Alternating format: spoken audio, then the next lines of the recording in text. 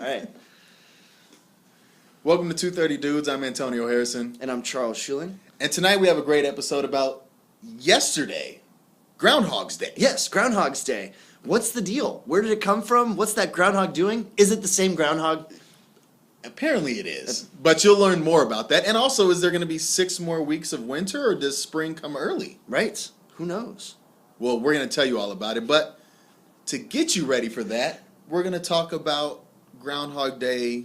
The movie. Bill Murray. Bill Murray. Well, not specifically the movie. No, more about Bill Murray. Yeah. Yeah. Our favorite 3 Bill Murray movies. Each, like our top 3 each Bill Murray movies of all time. Yes. And in honor of those, I've got my hair not cut and a little scruff, as Bill Murray usually is kind of messy in his movies. It was intentional? It was intentional. Yeah, sure.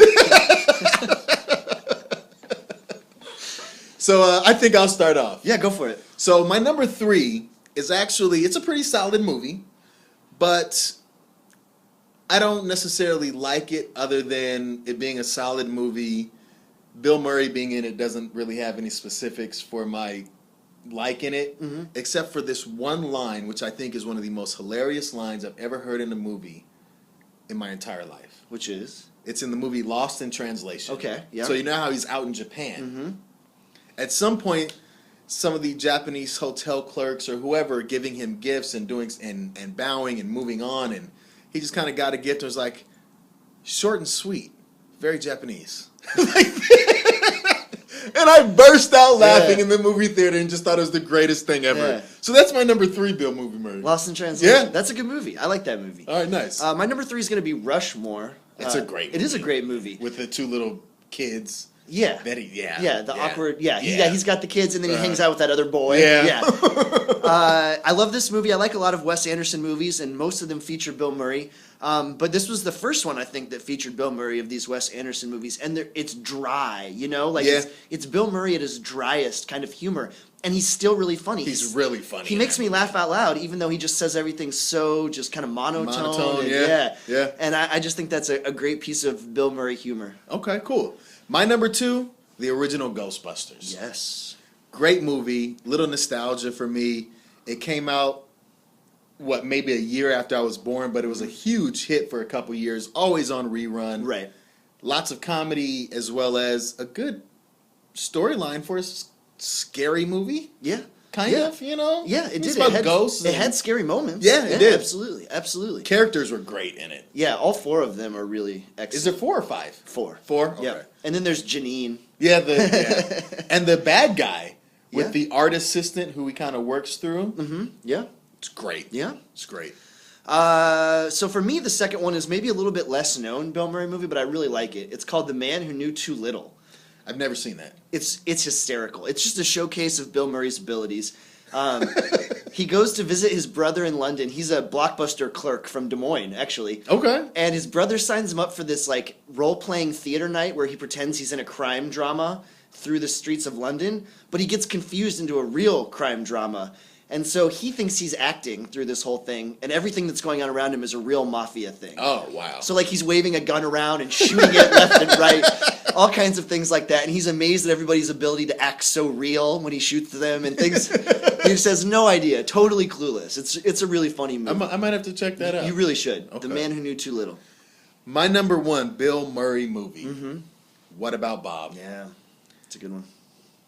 It showcases the perfect Bill Murray acting. What his character is in most of these movies is solidified in What About Bob for me.